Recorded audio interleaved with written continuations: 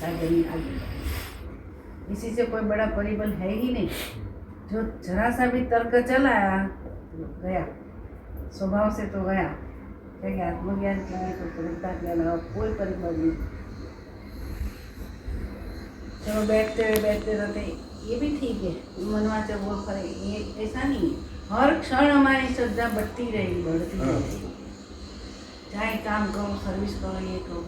मुझे तो बाद में मिले 75, इससे पहले तो सब लोग मुझे तो पागल हो जाएगी।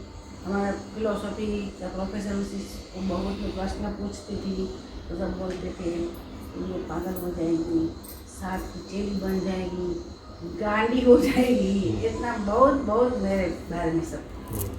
लेकिन एक कदम भी वो माँ की तरफ बढ़ते, अगर वो माँ है उठा लेते।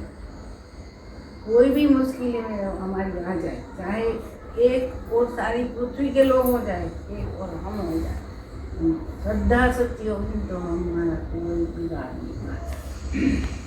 यहाँ अकेली रहती तो कितना सामना करना पड़ता है। शुरुआत में तो बहुत सामना करना पड़ता है। तो श्रद्धा है, श्रद्धा के रूप में गुरु शक्ति काम करती है। श्रद्धा के रूप में गुरु शक्ति काम करती है। भगवान ने, गुरुमारा ने तो हमें बहुत बचाया। मैं सुरेशानंद जी ने पूछा था कि आपकी यहाँ चोर आए थे तो आपको डर नहीं लगा? क्योंकि मैं तो सूरत थे उसी टाइम। डर नहीं लगा, मुझे तो गुरु देखते थे सब, चोर में भी गुरु देखते थे। ये गुरु ही है तो मुझे बिल्कुल जहाँ से भी धड़कन बढ़ी नहीं, कुछ नहीं हुआ। लेकिन सब ठीक ठाक हो गया, चले गए वो, कुछ लेके भी नहीं गए। उसी समय ये साल, 1.25 साल मेरे लिए इतना खराब गया, इतना खराब गया। रोज ही नहीं बचा, श्रद्धा ही नहीं। ये श्रद्धा भी एक भाव है ना, तो स्वभाव में सब ये भाव स्थिति आ जाती है। श्रद्धा बढ़ जाती है तो वो हमारा क्या जो सूत्र है ना, जैसा भाव वैसा भाव, वही सही बात है। सिद्ध करने की जरूरत नहीं पड़ती, श्रद्धा बढ़ जाती है, जम जाती है जिसमें, वो है हमारे साथ। बस बाकी कुछ करने की जरूरत नहीं। मैं अकेली सोती हूँ, रहने गई तो जंगल जैसा था। हमारे सर ऐसा बोलते थे कि मैं सोने के लिए रात्रि को आ जाओ। मैंने कहा ना, आपके पत्नी को पूछ के आओ, आपके घर में झगड़ा हो जाएगा ने, तुरंत तो आपके लोग बोलेंगे कि भाई ऐसे नहीं रह पाती तो अकेली क्यों नहीं, मैं पति को क्यों सोने के लिए बुलाती? नहीं बुलाती। आपको आना हो, साधन करना हो, आना हो तो घर की खुद की रजा लेकर चुप हो गए। तो बोल के गए उनके शिष्य को, माता जी की सेवा करना तो करते हैं यार, कुछ भी तकलीफ होती है तो आ जाते हैं। तो श्रद्धा बड़ी, श्रद्धा से वहाँ कोई चीज नहीं। तो भवानी शंकरो वंदे श्रद्धा विश्वास, श्रद्धा विश्वास जगत पितरो वंदे पार्वती। श्रद्धा तो विश्वास आ जाता है। श्रद्धा तो स्त्री ही है ना, हम तो भवानी शंकर श्रद्धा विश्वास। हाँ। पिछले वर्ष माता जी हम लोगों ने जो साधना साधन शिविर का विषय रखा, वो यही जैसा भाव वैसा भाव, केंद्र में वही था। उसका सूत्र मिला शिव सर्वोदय से, शिव सर्वोदय में। और फिर एक पुस्तक मिली, कोई सक्सेना जी उनकी, क्या नाम था भैया, मन की से नहीं था, टाइटल में बोला हूँ। अच्छा विश्लेषण किया उन्होंने शिव सर्वोदय का। शिव सर्वोदय वैसे संस्कृत तो विषय नहीं हम लोगों का, तो समझ नहीं पाते। लेकिन जैसे किसी चीज का मिथ्यात्व तो पता लग जाए ना, कि माया है, अगर वो प्रतीति हो जाए तो फिर वो प्रकट हो जाती है।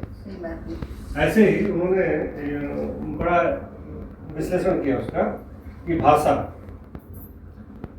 भाषा सिर्फ मनुष्य के पास है।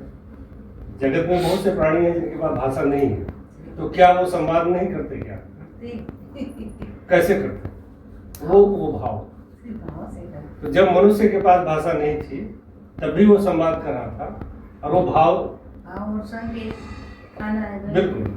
और आज भी भाषा वैज्ञानिक कहते हैं कि भाषा आपके भाव को सिर्फ 30% व्यक्त करती है, बाकी 70% जो अभिव्यक्ति है हमारी, वो भाषातीत है। तो भाषातीत है मतलब वो हमारे भाव से है। तो उसमें ये निकला से अगर हम भाव को पकड़े, मन के भाव को पकड़े, तो विचारों का उठना जो मन में आते ध्यान के समय में वो शांत हो जाए। इसका प्रयोग किया हमने पूरे शिविर में, और बड़े अच्छे मतलब कम ही लोग थे पिछले वर्ष, लेकिन बहुत आनंद है। तो जैसे हम लोग लगता है एक ही सूत्र बोलते महाराज जी, हमेशा ही बोलते रहे जैसा भाव वैसा पाओ। लौकिक जगत में जैसे माँ स्त्री पुत्री, बायोलॉजिकली तीनों स्त्रियां हैं, कोई अंतर नहीं, लेकिन हमारे मन में जो उनके प्रति भाव का ही रिश्ता है। तो गुरु से भाव का रिश्ता, इसी तरीके से परमात्मा से भाव का रिश्ता। और जैसे बताया कि उनको ऊपर भी दिख रहा है, तो खुद ही खा ले रहे हैं, अपने अंदर भी दिख रहा है। जब वो भाव में भावित हो जा रहे हैं, सखी भाव में, तो रूपांतरित हो जा रहे हैं। शरीर का रूपांतरण, मन के रूपांतरण की तो बताया है जी। हमारे गुजरात में सब स्टेट में ये चलता है भाषा शुद्धि का। तो हमारे गुजरात में भाषा शुद्धि का चलता है डिपार्टमेंट। तो क्लास 1 क्लास 2 ऑफिसरों को हमें जो भी सिखाना, भाषा गुजराती कैसे इस्तेमाल करना है, क्योंकि स्टेज अलंकार होता है तो उसी का लाभ लेंगे लोग, बुद्धिजीवी काम कर निकाल लेते हैं। तो वो है, उसी में मेरी अपॉइंटमेंट होती थी। तो हमें उसी टाइम 88 रुपये और आने जाने का कलेक्टर से ऑफिस से हमें ऑर्डर आता था। तो मुझे जोड़नी सुधारने का लिया गया था विषय। फिर लास्ट में एक कोई पब्लिक कमीशन होता है, पब्लिक सर्विस कमीशन का वो था, हेड प्रमुख था, वो आया था, चेयरमैन, उसी का नाम मफतलाल ओझा। अच्छा।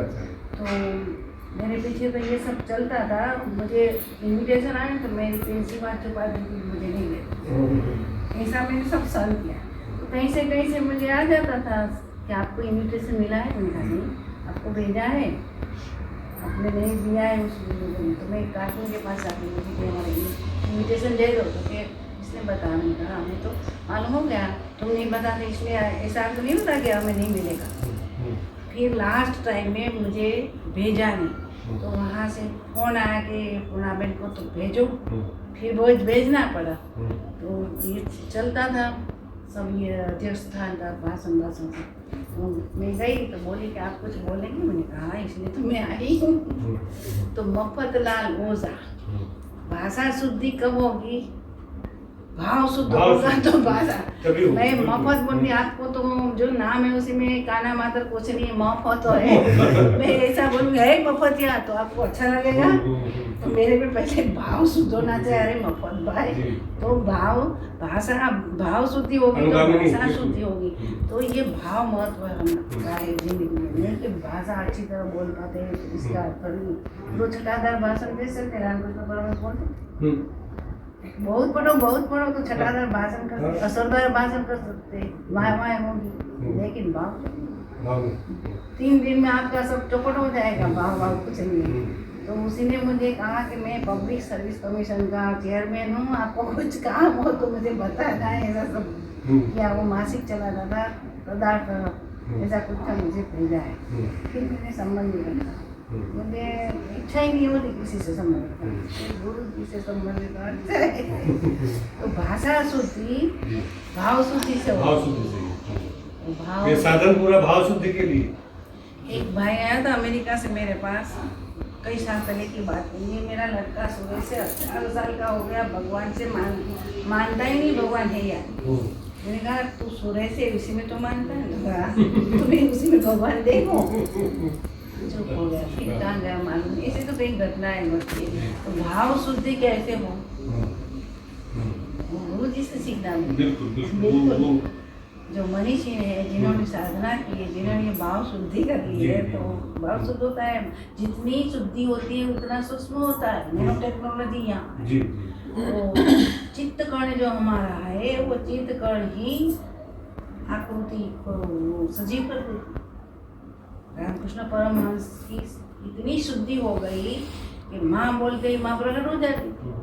तो हमारी जो मन में चित्त कण है, चित्त शक्ति है, सच्चिदानंद स्वरूप है परमात्मा का।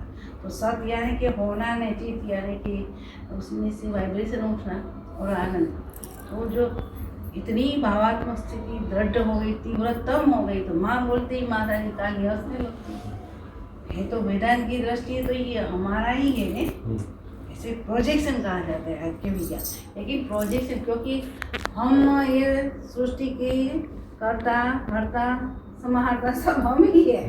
वेदांत ऐसा कहते हैं यहाँ तक तो पहुँचना है और भाव से पहुँचना है। भाव से पहुँचते पहुँचते अभाव में हो जाए कि अभाव छूट जाता है, तब हमारी स्थिति बन जाती है स्वभाव की। अभाव आदमी को सताता है। किसी के पास पैसा नहीं तो पैसा का अभाव सताएगा, किसी को सुंदरता नहीं है तो सुंदरता का अभाव होता है, अनपढ़ है तो उसी को पढ़ाई नहीं है तो इसी का अभाव होता है। उसी पर प्रकृति का प्रभाव होता है। ये प्रकृति जानती भूतानी निग्रह करिष्यति। कब तक प्रकृति को हम पकड़ के उसके साथ लड़ सकते, लड़ नहीं सकते। प्रकृति परमात्मा की तो है, उसी की शरण में जाके उसी के साथ हमें कंपेनियन बन के काम करना पड़ता है।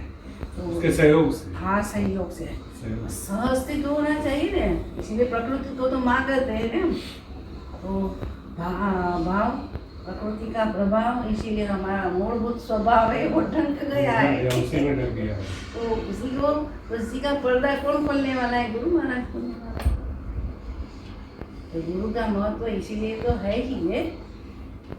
खाली याद करेंगे गुरु का तो जीवन उसी का एक प्रसंग याद करेंगे तो भी हम गदगदित हो जाते हैं। वही तो गुरु है, जो बने बैठे गुरुडम चलाते उसी को तो गुरु जी हमारे बहुत विरोध करते थे। ऐसे गुरुडम वाले कभी मैं कहीं चली जाऊँ किसी के साथ और बताऊँ तो मुझे बहुत डांट पड़ती थी। क्या लेना था, वहाँ जाना था, क्यों गई थी, बहुत डांट पड़ती थी। तो जिनके पास हम सरेंडर हो गए तो हमारा स्वभाव रेंडर टेंडर सरेंडर हो जाएगा। तो यही स्वभाव को जानना बड़ी बात है। स्वभाव हम है, इसी के लिए कुछ नहीं होता है। वो समाधि में अनुभूति होती है, क्योंकि प्रकृति जो हम पर हावी हो गई थी वो धीरे धीरे धीरे अपना वो हिरण्मय पात्रेण सत्य साधि तन्मुखम सत्य धर्म आय अपावरण कुशाय। ऐसा कहा गया नहीं कि सत्य का मुँह का हिरण्मय पात्र कवर हो गए। सत्य धर्म आय अपावरण, सत्य धर्म के लिए, सत्य धर्म क्या सत्य होना स्वभाव है हमारा, उसके लिए तुम उसको हटा दो पर्दा हटा। तो सौंदर्य लहरी आपने सभी तो सबने पढ़ी होंगी। लास्ट ईयर क्या हुआ, मैं अमेरिका जाने वाली थी तो अक्टूबर चल रहा था, नोड़ता साल की नोड़ता। तो मुझे ऐसा हुआ कि चलो एक अच्छा सा मैं गरबा सिखाती थी अमरेली में। तो मुझे याद आ गया कि ऐसा गरबा कहीं भी नहीं सुनने में मिलता है। तो मैंने सोचा मैं गा के रखूँ यूट्यूब। तो मिला ही नहीं, ऐसे थक गई कि ऐसे बैठ गई। फिर माता जी की आवाज़ आई कि सौंदर्य लहरी का संस्कार। मेरे बेटी वैसे बता दिया कि मुझे तो ऐसी आवाज़ सुनाई तो मुझे ये करना ही पड़ेगा, चाहे कितनी भी तकलीफ होती करती रहती। मजा इतना आता है, आंसू आ जाते हैं। ऐसा लगता है कि इतनी छोटी उम्र में शंकराचार्य ने सौंदर्य लहरी और आनंद लहरी लिखा है, उसी में ये महायोग दक्षिण मार्ग की सब बात एक श्लोक हम देखते हैं। और इतना छोटा लड़का हमें ऐसा लगता है हम तो ड्रॉ उसके सामने कुछ नहीं है। उसकी कल्पना, उसी की जो उत्प्रेक्ष अलंकार, उपमा अलंकार आज कहीं सुना नहीं, कभी पढ़ा भी नहीं। बड़े बड़े विद्वानों का जो किताब पढ़ी उसमें भी ऐसी कल्पना नहीं। तो भगवान भी थे, वो तो शंकर का अवतार शंकराचार्य, तो वो तो भी कर सकते हैं ना। तो हमें भी बहुत आनंद आता है। तो उसी की भवानी क्षमापण स्तोत्र ये सब पढ़ने लायक हो। सौंदर्य लहरी शिविर के जो हनुमान जी वो दूसरा ही अंत में जो रहेगा वो इस कार्यक्रम 3 दिन के कार्यक्रम को बताएगा। अंतिम वक्त जो भी है जी, अंतिम वक्त पे